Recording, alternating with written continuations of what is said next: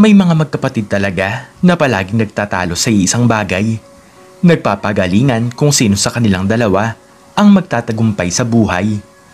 Ngunit sa istoryang ito ay nag-aagawan sila sa iisang lalaki. Ngunit nanlambot na lamang sila sa isang pangyayari. Kung ganon ay tunghayan mo ang istoryang ito na tiyak ay kapupulutan mo ng aral. Sa isang mahirap na probinsya ay doon nakatira ang isang simpleng pamilya. Masaya din naman ang magkapatid na si Danica at Melanie habang pinipitas nila ang kanilang mga gulay na pananim. Ate, sa tingin ko ay marami tayong mapagbebentahan ngayong araw. Sana ay maaga tayong makatapos sa ating pagtitinda. Masayang sabi ni Danica. Sana nga, para naman makapaggala tayong dalawa. Hay nako, paulit-ulit na lamang kasi ang nangyayari sa ating buhay. Napapakamot na sagot ni Melanie. 1 taon lamang ang agwat ng kanilang edad. Kaya bilang isang magkapatid ay parang silang dalawa na rin ang naging matalik na magkaibigan. Kung minsan ay hindi maiiwasan na may mga taong pilit silang ibinabagsak. Kung ano-anong bagay ang sinasabi para lamang may pagkalibangan. Tingnan nyo, nandyan na naman yung magkapatid na nagtitinda ng gulay. Puro bulok naman ang kanilang mga paninda. Kaya naman, walang lalaki ang magkagusto kay Danica. Natatawang sabi ni Mary Rose. Nang dahil doon ay ipinagtanggol ni Melanie ang kanyang nakababatang kapatid. Handa itong makipagbasag ulo sa mga tao na nagsasabi ng masasamang bagay tungkol sa kanila. Ano bang problema niyo sa aking kapatid? Wala naman siyang ginagawang masama sa inyo. Bakit hindi niyo subukan na ako ang amakin niyo? Para malaman niyo kung ano talaga ang hinahanap niyo. Matapang na sabi ni Melanie. Matapang talaga ang babaeng ito kaya hindi na nakapagsalita si Mary Rose. Ate, tama na yan at hayaan na lamang natin sila. Magtinda na lamang tayo at huwag na natin silang pansinin. Ang mahalaga ay maaga tayong makaubos ng ating mga paninda. Pag-awat ni Danica sa kanyang ate. Sumosobra na kasi sila. Akala mo naman kung sino. Mga palamunin lang naman ng kanilang mga magulang. Galit na sagot ni Melanie. Simula bata pa lamang ang dalawa ay palagi na silang nagtitinda ng gulay sa bayan. Ito ang tanging paraan upang matulungan nila ang kanilang mga magulang. Hirap na hirap kasi sila sa kanilang buhay at ito lang ang naisip nilang paraan upang hindi sila lalong mahirapan. Hanggang sa isang araw ay may bagong lipat na binata sa malapit sa kanilang tirahan. Mayaman ito at nagpapatayo ng isang magandang bahay. Sir, baka po gusto niyong bumili ng gulay. Bagong pitas lang po ang mga ito, kaya makakasigurado kayo na sariwa ang bibilhin niyo. Sabi ni Danica sa gwapong binata. Ibibigay na lamang po namin sa inyo ito ng mura. Paubos na rin po kasi ang aming paninda. Dagdag ni Melanie. Napansin naman ng magkapatid ang gwapong itsura ng binata. Sa unang beses pa lamang nila itong makita ay agad na nagkaroon sila ng paghanga. Ganun ba? O sige, ito ang pera. Tamang-tama dahil kailangan kong magluto mamaya. Sagot ng binata. Ngunit mas lalo pang humanga ang magkapatid dahil pinasobrahan ng binata ang kanyang bayad. Wala daw itong problema dahil kailangan niya daw makisama sa mga tao dito. Sir, maraming salamat po. Pero matanong ko lang po, ano po ba ang pangalan niyo? Tanong ni Danica. Ako nga pala si Jericho at bagong lipat ako dito. Gusto ko kasi ng tahimik na buhay kaya dito ko napiling maniraan sa probinsya. Sagot ng binata. Ah, ganun po pala. Kaya pala napili niyong magpagawa ng bahay dito kahit mahirap lamang ang aming lugar. Nakangiting sabi ni Melanie. Pagkatapos noon ay nagpaalam na ang magkapatid dahil inubos na ni Jericho ang kanilang mga paninda.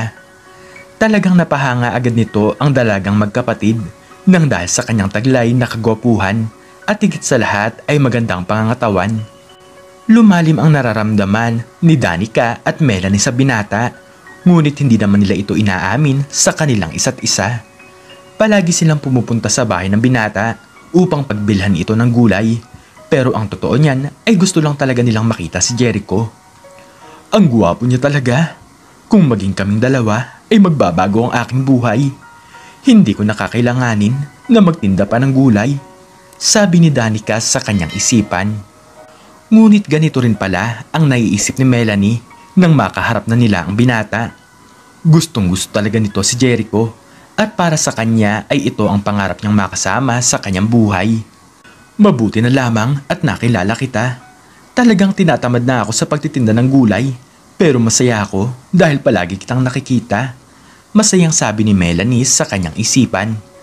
Isang araw ay napagpasyahan ng magkapatid na magpahinga muna. Araw naman ng linggo, kaya oras naman nila upang magsaya. Ate Melanie, ang gwapo talaga ni Jericho. Alam mo ba na may paghanga ako sa kanya? Huwag mong sasabihin sa iba ha. Tayong dalawa lang ang pwedeng makaalam. Kinikilig na sabi ni Danica.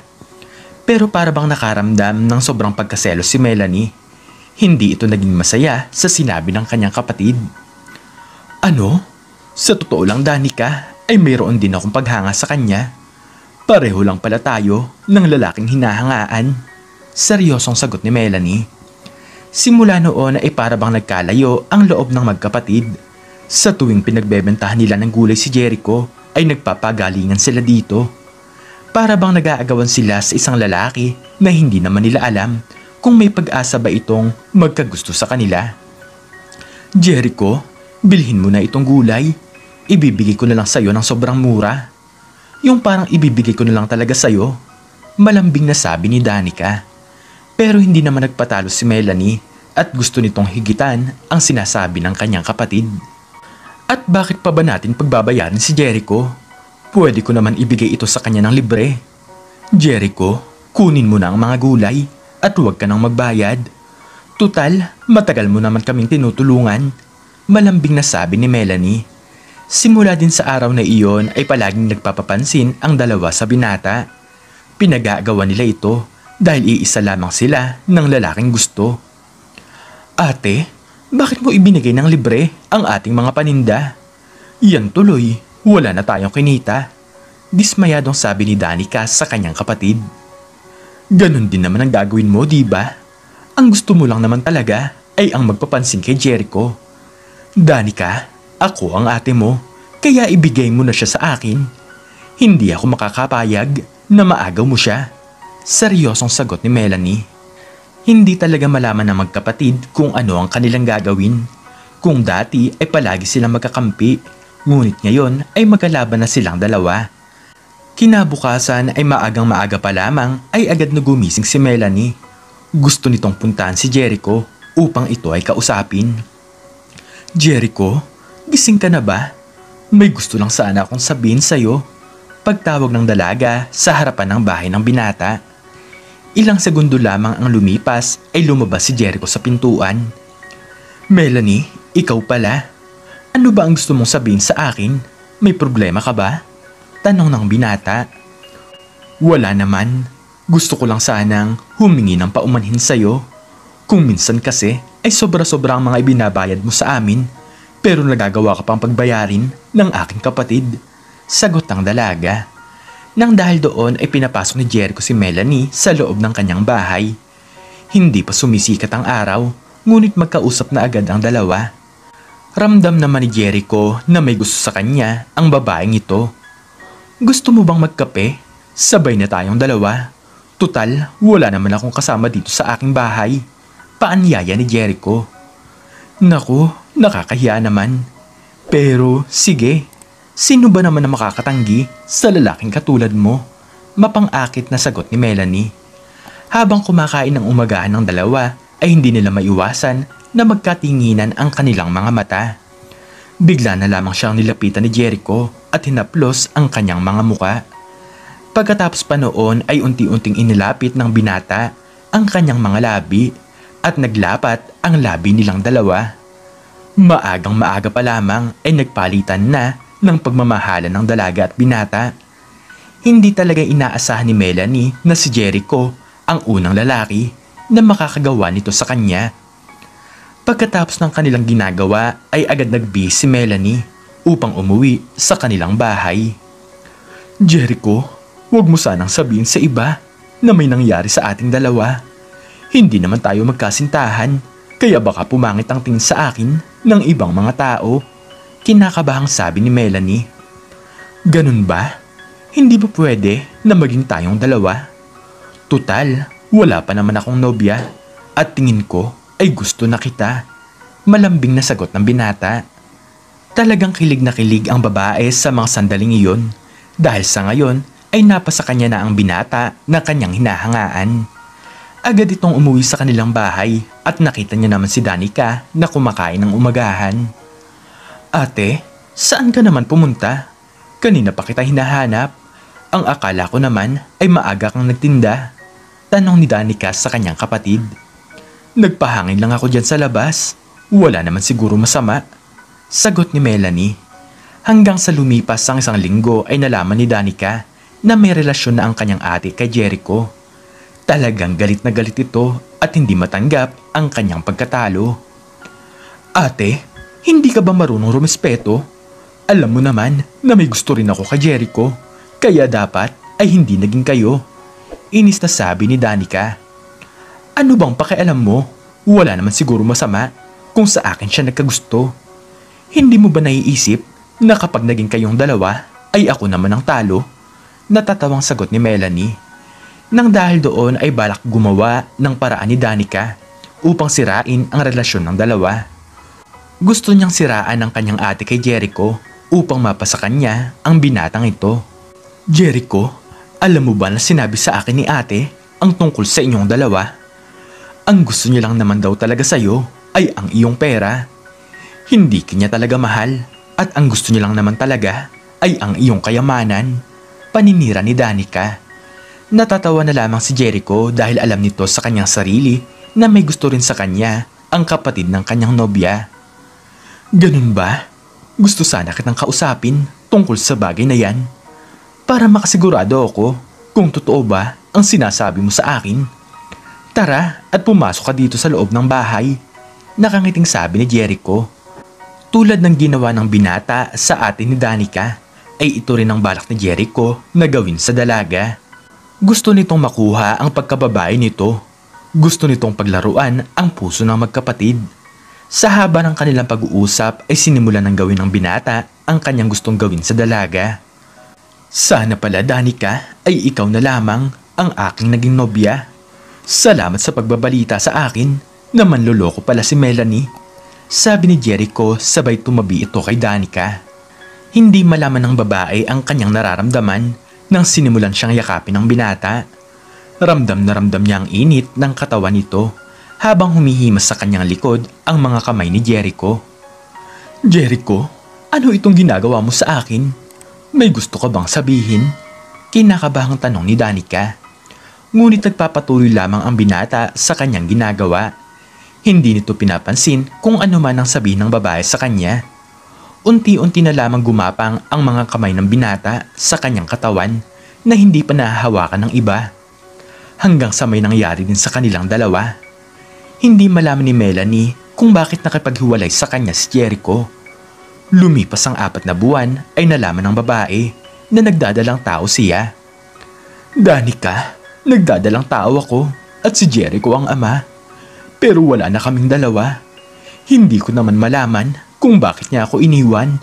Umiiyak na sabi ni Melanie. Nang dahil doon ay talagang kinakabahan si Danica dahil baka nagbunga rin ang ginawa nilang dalawa. Kung sakaling mangyari ito ay iisa lang ang magiging ama ng kanilang mga anak. Pero 1 buwan lamang ang lumipas ay nalaman din nila ang sikreto ni Danica. Nag-umpisa na ring lumaki ang tiyan nito. Nagalit ang kanilang mga magulang nang dahil sa kanilang nagawa. Ano bang naiisip nyo at bakit nyo nagawa ang bagay na to? Kakausapin namin siya dahil kailangan niyang panagutan ang ginawa niya sa inyong dalawa. Galit na sabi ng kanyang tatay. Ang gusto po kasi namin ni ate ay magbago ang aming buhay. Napahanga rin po kasi kami ni Jericho nang dahil sa kanyang guwapong itsura. Mahinang sagot ni Melanie. Nang dahil doon ay hindi talaga malaman ng magkapatid kung ano ang pwedeng mangyari sa kanila. Hindi nila malaman kung sino sa kanilang dalawa ang pipiliin ng binata. Iisa lang ang pwedeng magtagumpay. Kinabukasan ay napagpasyahan ng magkapatid na sila na lamang ang kumausap kay Jericho. Jericho, nagdadalang tao kaming dalawa. Sino ba ang pipiliin mo sa amin? Kailangan ng aming anak ng tatayong ama sa kanila. Umiiyak na tanong ni Melanie. Bigla namang sumingit si Danica sa usapan ng dalawa. Umaasa talaga ito na siya ang pipiliin ng binata. Sige, hayaan nyo at magdedesisyon ako kung sino ang pipiliin ko sa inyo. Huwag kayong mag-alala dahil pananagutan ko ang mga bata. Bigyan nyo lang ako ng 2 araw para makapag-isip-isip ng tungkol sa bagay na yan. Sagot ni Jericho. Kinabukasan ay nagmamadaling nag-ayos ng mga gamit ng binata. Balak nitong umalis ng madaling araw upang hindi na siya mahabol ng 2 babae na kanyang pinaglaruan. Agad nitong inilagay ang kanyang mga gamit sa kanyang sakyan at pagkatapos noon ay nagmamadali itong umalis. Wala talaga itong balak na panagutan ang mga bata dahil ang totoo niyan ay may anak at asawa na siya. Sa paglipas pa ng 1 araw ay muling pumunta si Melanie at Danica sa bahay ng binata. Tawag sila ng tawag doon, ngunit walang lumalabas. Jericho, lumabas ka dyan at harapin mo kaming dalawa. Ang sabi mo sa amin ay ngayon mo sasabihin sa amin kung sino ang iyong pipiliin. Pakiusap, lumabas ka na sa bahay mo. Galit na sabi ni Melanie. Pero nalaman nila na walang tao sa loob ng bahay. Nakasarado ito at nakakandado ang mga pintuan.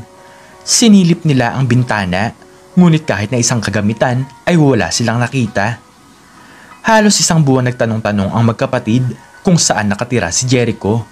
Nalaman nila na taga Maynila ito at sa wakas ay napuntahan na rin nila kung saan talaga nakatira ang binata. Mga ineng, sino naman ang hinahanap nyo dyan? 3 linggo nang walang nakatira sa bahay na yan, tanong ng isang matandang babae. Hinahanap po namin si Jericho dahil siya po ang ama ng aming dinadala, malungkot na sagot ni Danica. Nanlaki naman ang mga mata ng matanda nang dahil sa kanyang nalaman. Ipinaliwanag nito sa magkapatid kung anong meron na pag-uugali ang binata. Pati pala kayo ay kanyang nabiktima. Hindi nyo ba alam na babaero siya? Marami siyang naanak ang mga babae, kaya nagpakalayo-layo siya. Nang makauwi siya dito, ay agad niyang isinama ang kanyang tunay na asawa at anak. Sa pagkakaalam ko, ay umalis sila papunta sa Amerika. Paliwanag ng matanda. Dito nalaman ng magkapatid na pareho silang naloko. Wala silang nagawa dahil wala naman silang kakayanan na maghabol sa isang lalaki na nasa malayong lugar na. Mahirap lang naman ang kanilang buhay. Kayang-kaya silang baliktarin ng isang taong mayaman at may pera. Parehas silang nilamon ng pagmamahal at nakalimutan na nila na magkapatid silang dalawa. Danica, patawarin mo ako sa aking nagawa. Hindi ko naman talaga alam na ganito pala ang pwedeng mangyari. Malungkot na sabi ni Melanie. Ako din ate, patawarin mo ko. Nakalimutan ko na magkapatid tayong dalawa. Niloko lang pala tayo ng isang manlulokong lalaki. Kasalanan natin ang lahat ng ito dahil nagawa pa natin siyang pag-agawan. Umiiyak na sagot ni Danica. Nag-usap ang dalawa tungkol sa bagay na ito. Sinabi nila na dapat ay sila ang nagtutulungan at hindi ang nagsisiraan. Hanggang sa isang araw ay nakakilala sila ng mga lalaki na magmamahal sa kanila ng totoo. Natanggap ng mga ito ang kanilang mga anak. Kahit hindi mayaman ang kanilang mga nakasama sa buhay, ay alam naman nila na totoo ang pagmamahal nito sa kanila. Isang aral ang natutunan ng magkapatid, ang magtulungan at ang hindi maglamangan. Simula noon ay muling nagkalapit ang loob ni Melanie at Danica. Masaya na sila sa kanilang buhay at kinalimutan na nila ang masakit na nakaraan. Danica, ako ang ate mo, kaya simula ngayon ay hindi na kita pababayaan. Nakangiting sabi ni Melanie.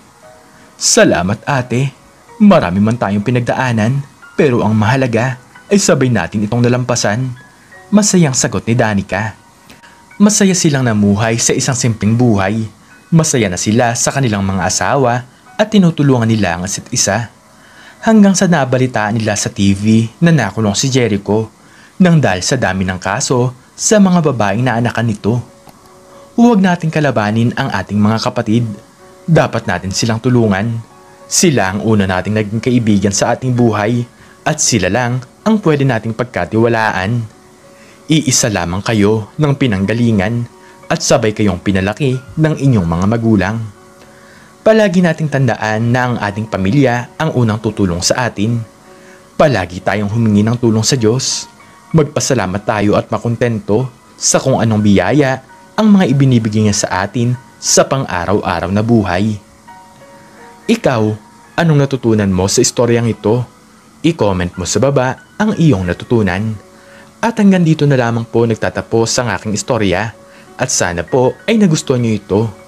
Please like, share, and subscribe and click the notification bell para lagi kang updated sa mga bago kong istorya. Muli ay maraming salamat po at God bless us all.